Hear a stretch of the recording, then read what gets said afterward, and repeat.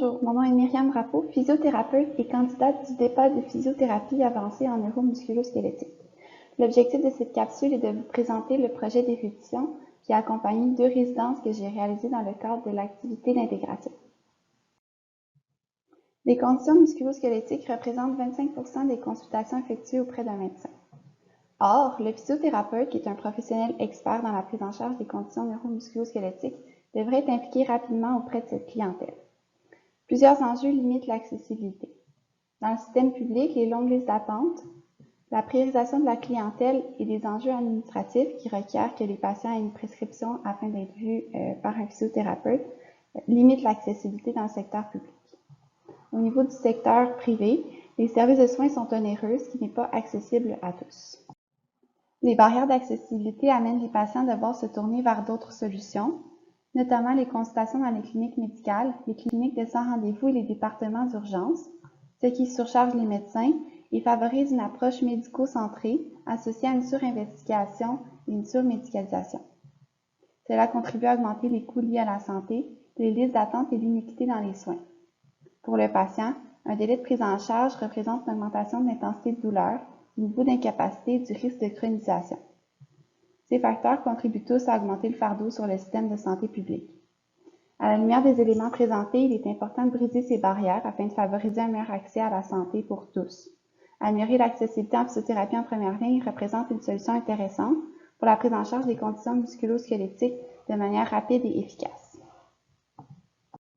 Ainsi, pour améliorer l'accessibilité en physiothérapie, il nous faut une première ligne qui est forte, c'est-à-dire des physiothérapeutes qui sont disponibles en temps opportun pour le patient, mais également un champ de pratique élargi qui permet une pratique plus autonome et facilite le parcours du patient à travers le continuum de soins. Par exemple, ici, on peut parler d'un physiothérapeute qui est disponible en premier contact, la prescription d'imagerie, la référence vers des médecins spécialistes ou l'utilisation de technologies avancées comme l'échographie. L'implantation de la physiothérapie en GMF est une solution efficace pour pallier le manque d'accessibilité en première ligne. Mon projet a donc consisté à réaliser un guide d'implantation des rôles émergents et de la pratique avancée en physiothérapie en GMF. Le guide se veut donc un cadre de référence qui offre des outils pour les physiothérapeutes et les gestionnaires qui désirent implanter la physiothérapie en GMF, mais également mettre de l'avant les rôles non traditionnels du physiothérapeute. À l'heure actuelle, on estime qu'il y a environ une vingtaine de GMF sur les 300 au Québec qui ont des physiothérapeutes. À plus grande échelle, le guide souhaite contribuer à agrandir cette communauté de physiothérapeutes en facilitant le processus d'implantation, mais également d'optimiser les pratiques actuelles en offrant des outils aux physiothérapeutes pour élargir leur champ de pratique. Et tout ça dans l'optique d'améliorer l'efficience des soins qui est offert en première ligne pour les conditions neuromusculo-squelettiques. Plusieurs étapes ont permis de réaliser le guide. Donc d'abord, une revue de littérature a permis de recueillir les différentes évidences scientifiques pour appuyer le modèle.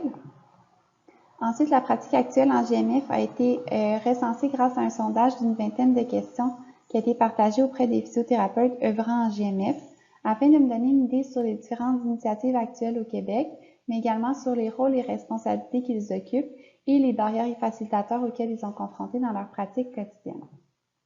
J'ai ensuite moi-même réalisé une résidence en GMF, ce qui m'a permis d'être confrontée à la réalité du terrain, mais également de voir les différents enjeux et défis qui sont spécifiques au milieu.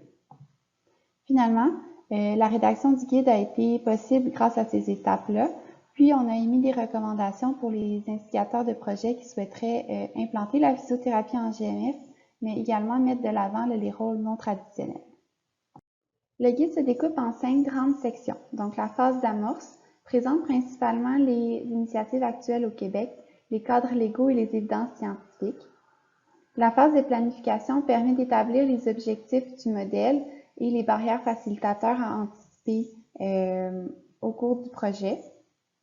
La phase d'implantation, elle, permet d'évaluer le modèle de soins pour s'assurer qu'il répond aux objectifs pour lesquels il avait été implanté.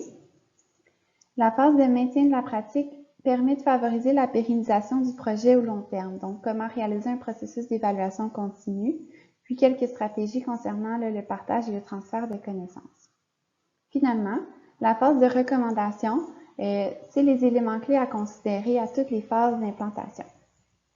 Bien qu'avancé, le guide est encore à des étapes préliminaires, Donc, les prochaines étapes à venir vont être la validation du guide par la communauté de pratique des physiothérapeutes qui œuvrent en GMF, l'expérimentation du guide par des physiothérapeutes qui souhaitent faire l'implantation et finalement la publication du guide. Merci pour votre écoute.